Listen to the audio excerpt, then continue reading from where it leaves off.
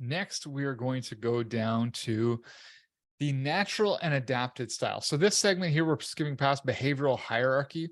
This just outlines 12 commonly encountered areas in the workplace. So it's kind of neat, again, the hiring process, but whether this person, this is the kind of the average of all the discs that are taken. And there's probably 100,000 or more that they gather data on to get the averages. And then, but you can see, hey, if I'm hiring for a certain role, consistency, following policy, Amanda's going to be very good at being consistent following policy. However, if she's in a role that requires a lot of interaction, frequent engagement, and communication with others, she's not going to really enjoy that so well. That's going to stretch her, and that's going to cause internal stress for her because she's lower on the frequently changing, the versatile, or constant interactions. So you got to know that about people you're bringing on your team or that you have on your team, right? Does their role match their profile? We'll get into that in a little bit here, but this segment here is the natural and adapted style. This is an important area to glance at. I will touch on it briefly in most validations, depending on if there's a lot of fluctuation in it. If both of these natural and adapted graphs are mirrored to one another, there's not a lot to comment on. It basically says what you see is what you get. Your natural style is who you are. It's at the core, how your general style. Your adapted style is more about environment. It is based on how you perceive you should act in the given environment that you're in.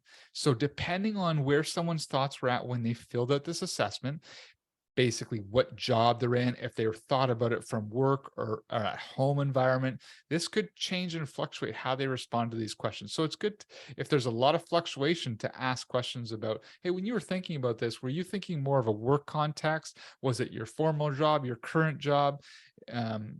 Or is it a home environment? How did you answer this? So you can get a little bit of understanding.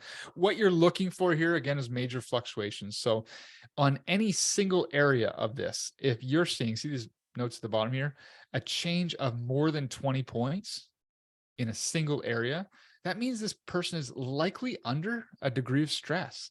The more fluctuation you see, the more change, the more stress they're under.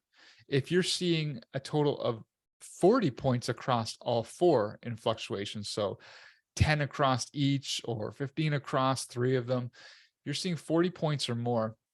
That again could be, is a good indicator that they're under stress. So in Amanda's profile here, it shows that her four styles, the one that has fluctuated the most is the I, and I'll get to the definitions of that, but that's interpersonal. It's about people focus. So this in the middle here is what we call the energy line. So when you are above this, it doesn't take a lot of energy for you to operate in these behaviors. But the further you are away from the energy line towards the bottom, the more energy it's going to take you, the more you're going to have to stretch your natural behavior to do it. And so anybody can stretch their behavior to do any task or any role or anything, but the longer you have to hold that pattern, the more internal stress it provides. So that's why we want to dig in here and ask them the question.